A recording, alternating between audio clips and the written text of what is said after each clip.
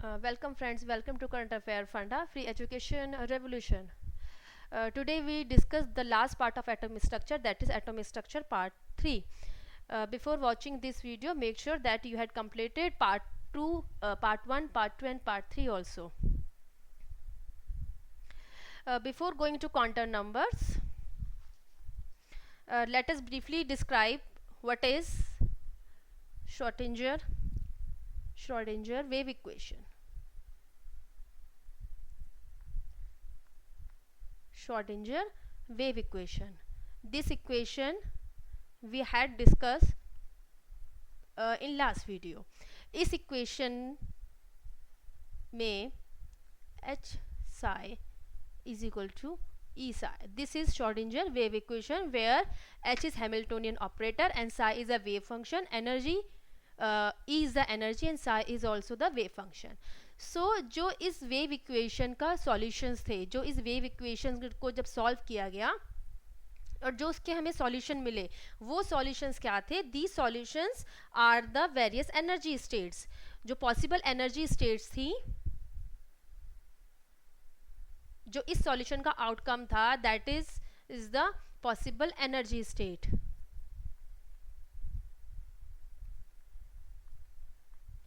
And these energy states can described by the quantum numbers, that is n, l and m. ये सब कुछ हमने previous video में discuss किया था कि श्रोडिंजर वेव इक्वेशन क्या थी और जो उसकी सॉल्यूशन था, उसका सॉल्यूशन हमें क्या प्रोवाइड कर रहा था? उसका सॉल्यूशन हमें दे रहा था पॉसिबल एनर्जी स्टेट्स. ये वो एनर्जी स्टेट्स हैं जो कि इलेक्ट्रॉन ऑक्यूपाई कर सकता है in an atom. And these energy states are described by 3 quantum numbers, that is n, l and m, where n is principal quantum number, l is azimuthal quantum number and m is angular momentum quantum number. So in this video we discuss about these quantum numbers. So let us start with principal quantum number. Principal quantum number, that is represented by n. इसका symbol है small n. So this is principal quantum number. अब ये हमें क्या दिखाता है? This determine the energy and size of the orbital. ये जो possible energy states थी, ये describe हो सकती हैं 3 quantum number से, that is n, l and m. अब हम line wise इन quantum numbers के बारे में पढ़ेंगे कि ये quantum numbers इन states के बारे में हमें क्या बताते हैं. So first start with n, that is principal quantum number. This principal quantum number tells about the energy and the size of the orbital. means कि orbital का size क्या है, कितना बड़ा है या उसकी shape कैसी है, and it determines the energy also, कि उसका energy level कितना है. it is that is n is equal to 1 2 3 4 5 6 ऐसे so on, ये आगे बढ़ता रहता है.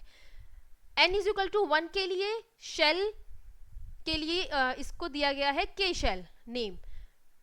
n is equal to 2 के लिए L shell, n is equal to 3 के लिए M shell and n is equal to 4 के लिए N shell. So therefore n हमें क्या बताता है? That is number of shells, means उसकी energy. It tells about the number of shells, कि atom में कितने shells हैं. Then come to azimuthal quantum number, that is L. It is denoted by, it is represented by this letter L, small l. This is azimuthal quantum number represented by L. It defines the 3-dimensional shape of orbital. Orbital की जो 3-dimensional shape है, means ये as a sphere है और it is a dumbbell shape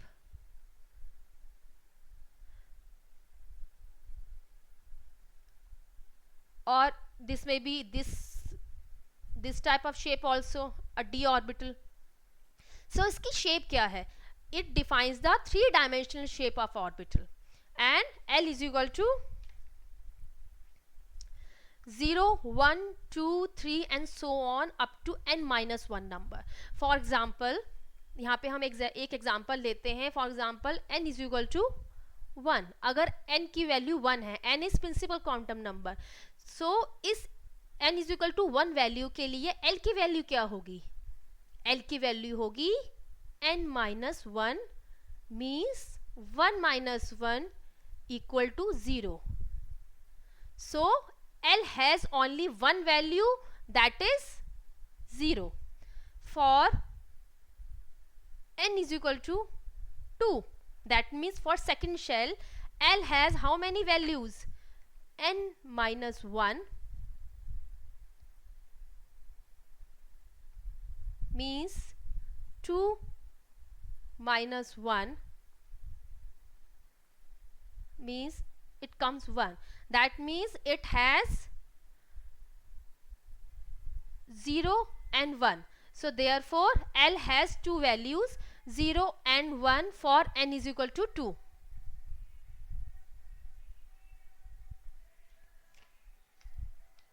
Let us come to next slide. That is for value of L 0, 1, 2, 3, 4, 5. This is the possible value possible values of L 0, 1, 2, 3, 4, 5. For L is equal to 0 value, 0 value के लिए इसका जो notation है सब shell का, that is S. For L is equal to 1, that is P subshell. For L is equal to 2, that is F subshell. For L is equal to 3, that is G subshell. So therefore these are the subshells. And जैसे कि हम कह सकते हैं कि n gives the number of shells and L gives the subshells, that is number of subshells देता है ये हमें. So for n is equal to 2, जैसे कि हमने इसके प्रीवियस स्लाइड में किया था, n is equal to 2 के लिए L की 2 वैल्यूज आई थी, that is 0 and 1. Possible values जो L की पॉसिबल वैल्यूज हैं n is equal to 2 principal quantum number के लिए 0 and 1 है. So therefore in this second shell L has s orbital and it has also a p orbital, because अगर L की value 0 है means there is s subshell. L की value 1 है, so therefore it is p subshell. So therefore second shell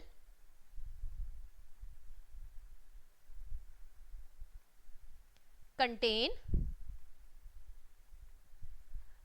two subshells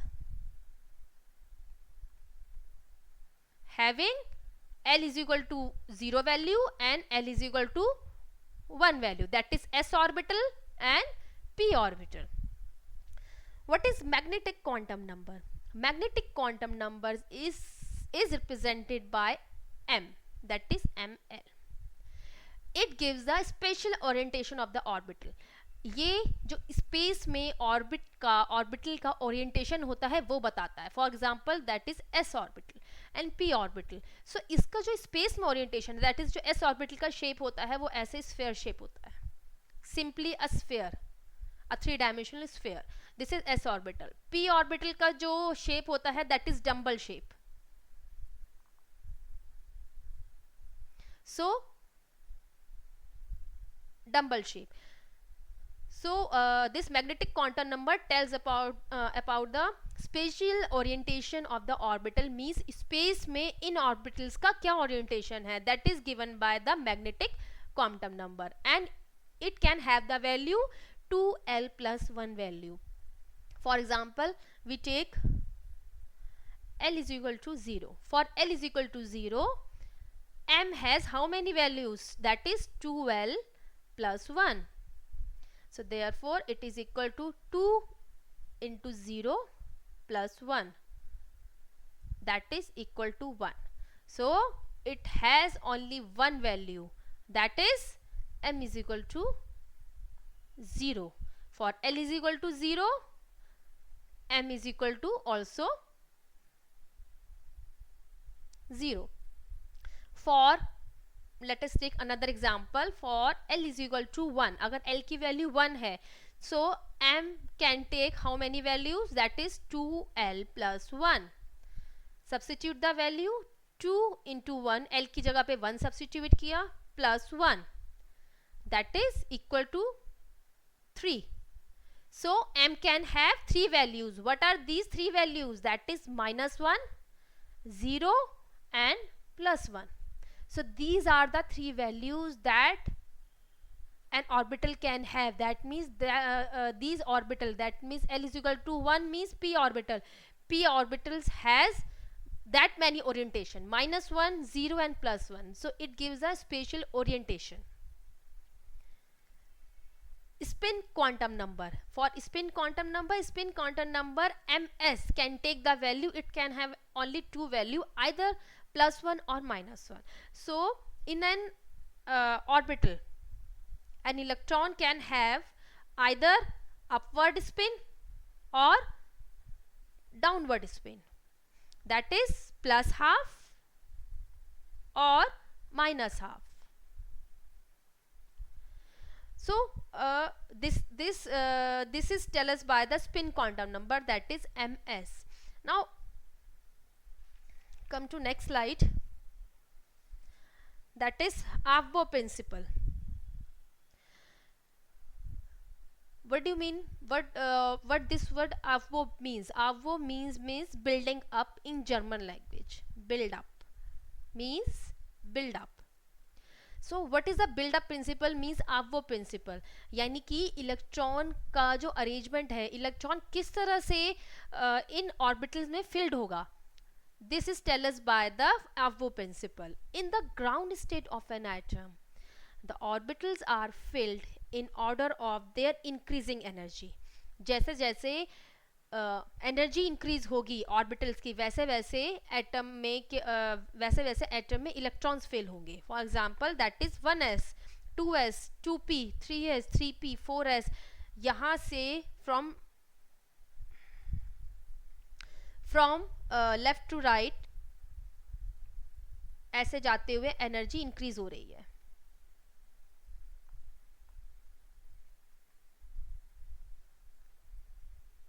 so first of all electron fill होगा इस 1s orbital में. जब ये फिल हो जाएगी देन 2s में, जब ये भी कंप्लीटली फिल हो जाएगी देन 2p में, देन 3s में, देन 3p में.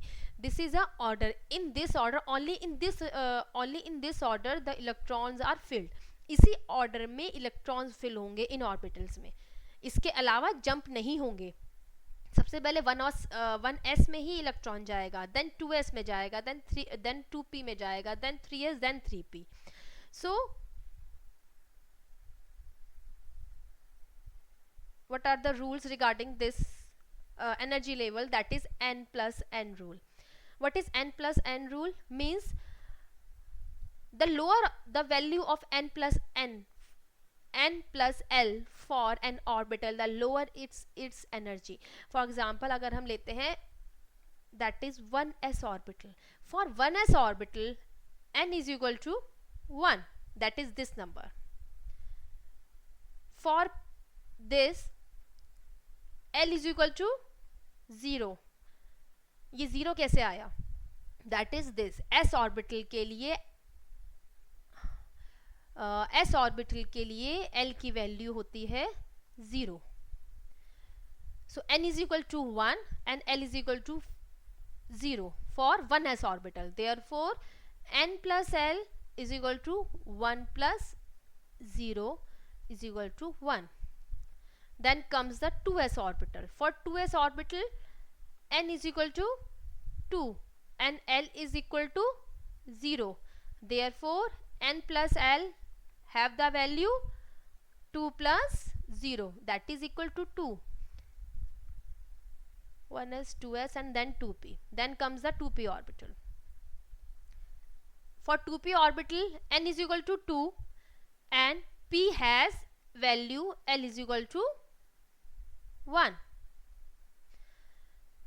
So n is equal to 2 and l is equal to 1. So therefore n plus l can have the value 2 plus 1, that is equal to 3. So जैसे कि आप देख सकते हैं 1, 2 and 3 lowest value n plus l की है 1s orbital के लिए, देन 2s ऑर्बिटल के लिए, देन 2p ऑर्बिटल के लिए, देन कम्स द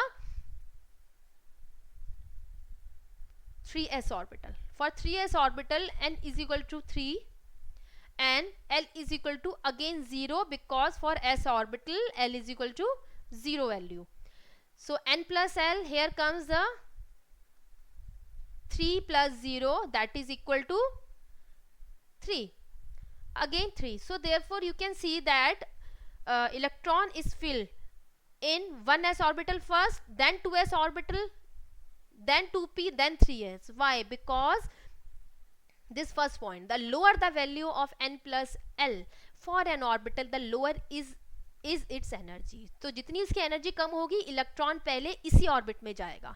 जैसे कि आप देख सकते हैं n प्लस एल की वैल्यू यहाँ 1 है 1s ऑर्बिटल के लिए. 2s ऑर्बिटल के लिए n प्लस एल की वैल्यू 2 आ रही है.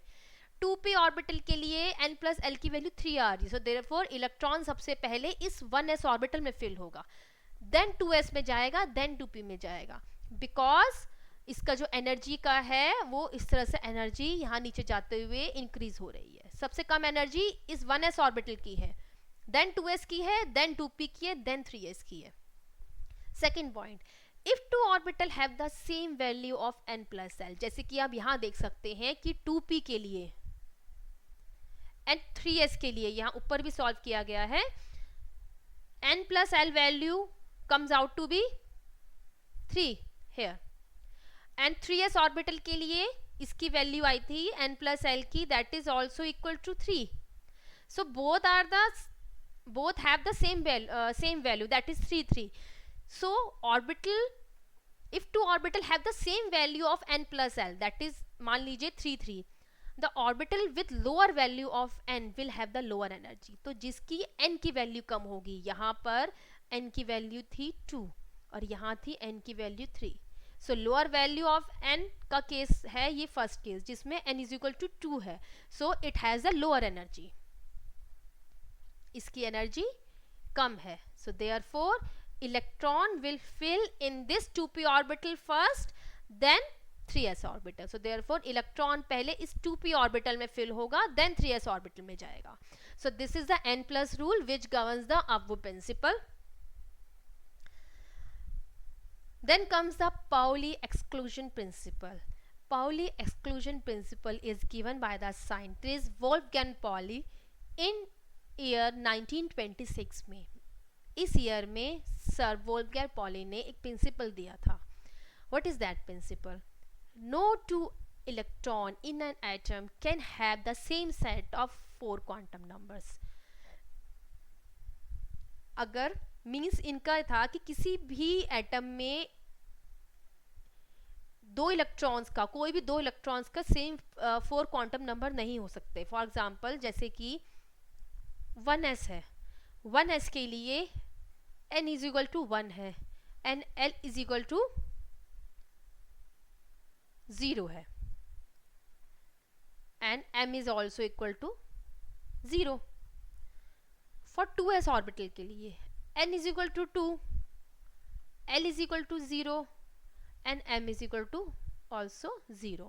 सो here you can say that अगर 1s ऑर्बिटल में इलेक्ट्रॉन है, सो इसकी n की वैल्यू डिफरेंट है, l की वैल्यू सेम है, m की वैल्यू सेम है, लेकिन n की वैल्यू डिफरेंट है. ऐसी 2s में जो ऑर्बिटल है उसकी n की वैल्यू डिफरेंट है. वन थिंग इज दैट कि अगर इसमें 2 इलेक्ट्रॉन भी हैं, फॉर एग्जांपल 2 इलेक्ट्रॉन इसमें फिल हैं, अगर इसका n भी सेम है लेकिन इसका s डिफरेंट होगा. What is s? s is the spin quantum number, either plus half और माइनस हाफ. सो कहने का मीन्स ये है कि एक एटम के अंदर कोई भी जो 2 इलेक्ट्रॉन है उनका जो क्वांटम नंबर्स है उनका नंबर कभी सेम नहीं हो सकता. किसी भी एक चीज में वो जरूर वेरी करेंगे, आइदर n, l, m और s. So in another word we can say that in an orbital only 2 electron can filled. अगर एक ऑर्बिटल है, एक ऑर्बिटल में सिर्फ 2 इलेक्ट्रॉन हो सकते हैं, that is plus half having the spin plus half, having the spin minus half. Maximum number of electrons in the shell with principal quantum number n is equal to 2n square. Maximum number of electron in the shell means having the value of principal quantum number 1. अगर n की value 1 है, इस shell में, first shell में कितने electrons maximum occupy हो सकते हैं? That is 2n square. So therefore 2 into 1 square means 2 electron. That means first shell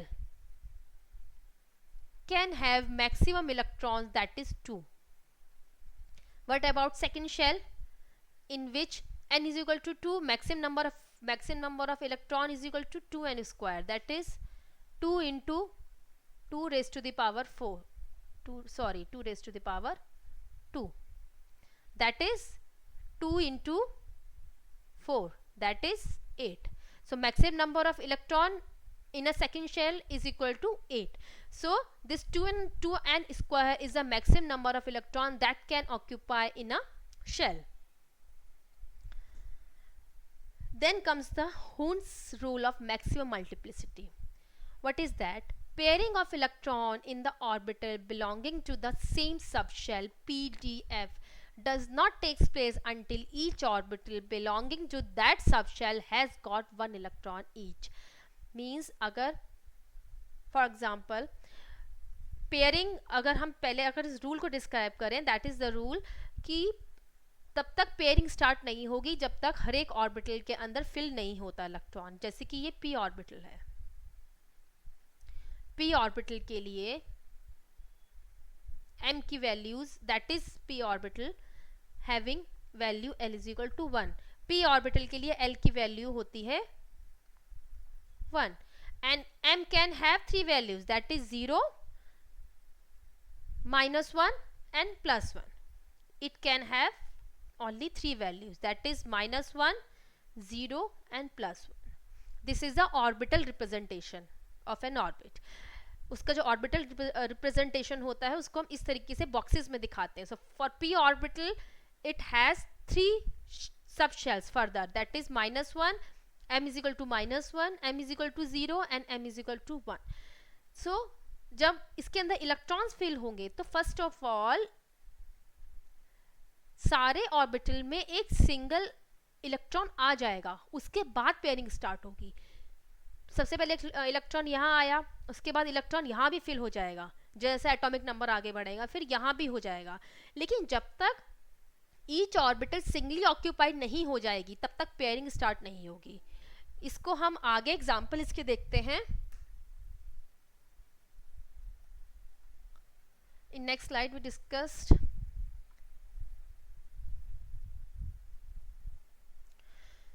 first of all come to the electronic configuration, then we discuss some examples regarding the Hund's principle. What is electronic configuration? That is the arrangement, that means the electronic configuration is a distribution of electron or arrangement of electron into orbital of an atom. Orbital में किस तरह से electrons arrange हैं, जैसे कि मैंने last example भी लिया था p ऑर्बिटल में. p ऑर्बिटल में जब तक ये सिंगली ऑक्यूपाइड नहीं होगा तब तक इसकी पेयरिंग स्टार्ट नहीं होगी, that is the Hund's rule. So जो इलेक्ट्रॉनिक कॉन्फ़िगरेशन है उसको लिखने में जितने भी 3 रूल्स जो प्रीवियसली हमने डिस्कस किए हैं, that is the Aufbau principle, Pauli exclusion principle and Hund's rule, इन तीनों को कंसिडर करके इलेक्ट्रॉनिक कॉन्फ़िगरेशन और अरेंजमेंट ऑफ इलेक्ट्रॉन होता है in an atom. So let us start with this. It can be, जो इलेक्ट्रॉनिक कॉन्फ़िगरेशन है उसको 2 वे में रिप्रेजेंट कर सकते हैं, that is SPD, that means 1s, 2s, 2p, 3s, 3p. This is this notation जिसमें हम इनका ऑर्बिटल्स का नेम लिखते हैं, that is SS, SP, D, F. This is this representation. What is orbital diagram? जिसमें हम इसको इस तरह से बॉक्सेस में रिप्रेजेंट करते हैं. This is the orbital diagram, that is the p orbital. ये p ऑर्बिटल है, इसके अंदर 3 इसके सबशेल्स होते हैं, -1, 0, +1. ये सब क्या है? ये -1, 0, +1 क्या है? That is the m value possible. जितनी भी p ऑर्बिटल के लिए पॉसिबल ml वैल्यूज हैं, that is -1, 0 and +1. For d orbital it can have 5 shells. 1 2 3 4. 1 2 3 4 5. What are these numbers? M can have value -2, -1, 0, +1 and +2. So this is the orbital representation. And for s orbital के लिए only one shell. This is s orbital. इसके लिए m की value 0 होती है. So therefore it has only one shell. So this is the orbital representation.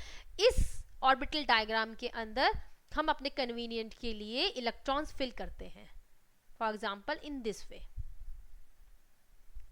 यहाँ भी पहले d orbitals में भी अगर Hund's rule को देखा जाए तो पहले इलेक्ट्रॉन सिंगली ऑक्यूपाइड हो जाएगा, उसके बाद पेयरिंग स्टार्ट होगी, then start pairing.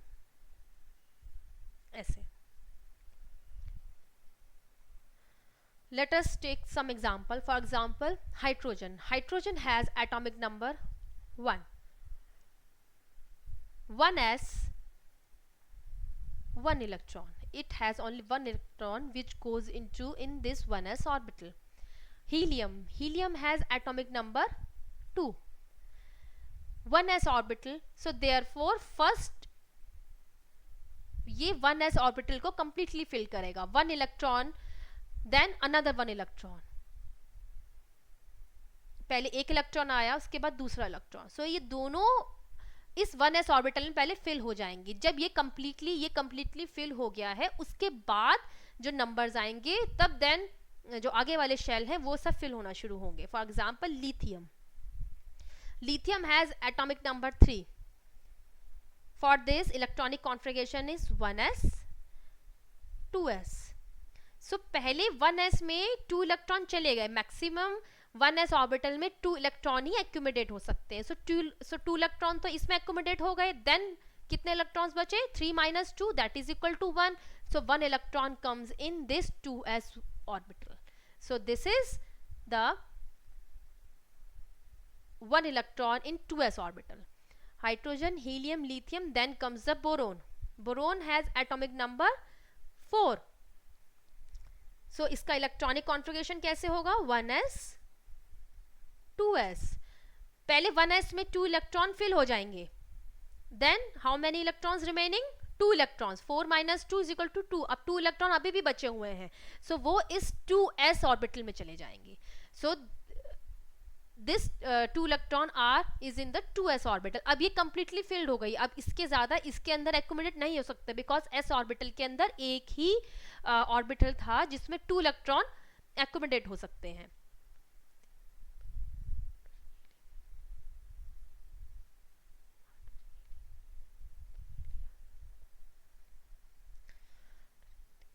Sorry, this is beryllium. Beryllium has electronic configuration which is this. It has atomic number 4.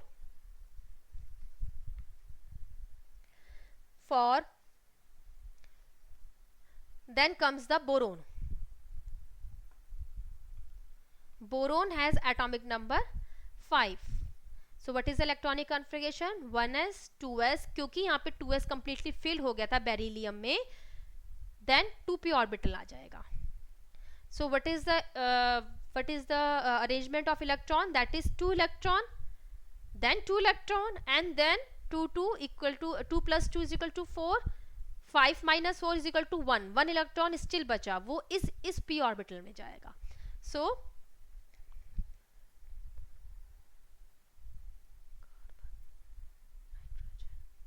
Oxygen, then fluorine. Hydrogen, helium, lithium, beryllium, boron, carbon, nitrogen, oxygen and fluorine. It has atomic number 6, it is 7, it is 8 and it is 9. So let us discuss about these electronic configuration. 1s 2s and 2p.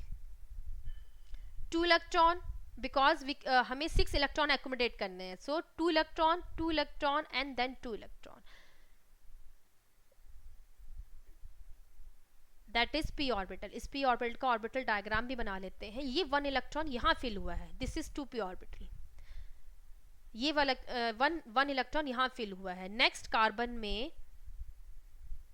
जो electron आया वो next यहाँ पर जाएगा, pairing अभी start नहीं होगी, because what is हून रूल? हून rule says that first the each orbital is singly occupied, पहले हर एक ऑर्बिटल सिंगली ऑक्यूपाइड हो जाएगा, उसके बाद ही पेयरिंग स्टार्ट होगी. So therefore as you can see in boron one electron is already in 2p. so जब next electron जो आएगा कार्बन में, वो कार्बन में जाएगा आगे 2p ऑर्बिटल में. then comes nitrogen 1s2 2s2 2p3. what is the orbital diagram? in this orbital diagram 1 1 and 1. so as you can see that first all the orbitals are singly occupied, पहले ये orbital singly occupied हो जाएंगी. Then pairing start in next 1s2 2s2 for oxygen, that is 2p4.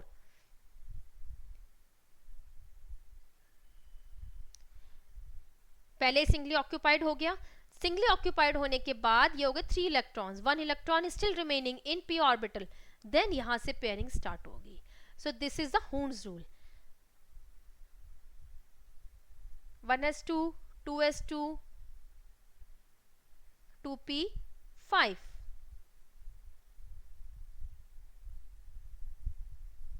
this is the orbital representation. first each orbital is singly occupied, then pairing start. so this is the fluorine. then comes neon. neon has atomic number 10, that is 1s2 2s2 2p6. what is the orbital representation? इसका हम orbital representation नहीं कर रहे हैं क्योंकि ये closed है. For example अगर हम यहाँ पे देखें तो यहाँ पे 2 हैं, 2 इलेक्ट्रॉन्स इसमें भी 2s में भी फिल्ड है. 2p का इसलिए कंसिडर किया गया क्योंकि ये भी कंप्लीटली फिल्ड नहीं है, जो अभी इलेक्ट्रॉन्स की इसमें फिलिंग बाकी है, इसलिए हम 2p का ही खाली इसमें यहाँ पे बना रहे हैं. अदरवाइज इनका भी ऑर्बिटल रिप्रेजेंटेशन है, दैट इज 1s का भी ऑर्बिटल रिप्रेजेंटेशन है, 2s का भी ऑर्बिटल रिप्रेजेंटेशन है. 6 electrons can be filled in this way. first it is singly occupied, then pairing starts. that is, so as you can see in neon that each subshell is completely filled. 1s orbital में 2 होने चाहिए, 2 complete है. 2s में 2 होने चाहिए, ये complete है. 2p में maximum accommodation is 6 electron. so 6 electrons यहाँ completely filled हैं. so therefore neon is an inert gas. neon जो है वो inert gas है. ये कैसे हुआ, ये हमने इसको कैसे पता लगाया? That is the electronic configuration. Electronic configuration लिखने का इसका पर्पस ही ये है कि हम उसका केमिकल बिहेवियर किस तरह से बिहेव करेगा वो सब हम पता लगा सकें. बिकॉज इसके सारे इलेक्ट्रॉन्स इसके अंदर फिल हैं, ये ऑर्बिटल कंप्लीटली पैक्ड है, इसमें कोई ना तो कोई इलेक्ट्रॉन जा सकता है और ना ही आ सकता है, because it is a stable configuration. That is stable, completely filled है, therefore it is stable configuration. So therefore ये कैसे भी रिएक्ट नहीं करेगा, ये किसी भी एलिमेंट के साथ रिएक्ट नहीं करेगा. Therefore it is a inert gas, it has complete shell. Then comes first, एक यहाँ पे भी हम कंसिडरेशन ले सकते हैं, that is half filled, that is completely half filled. एक इलेक्ट्रॉन एक इलेक्ट्रॉन एक इलेक्ट्रॉन, ये कंप्लीटली हाफ फिल्ड है, हाफ फिल्ड.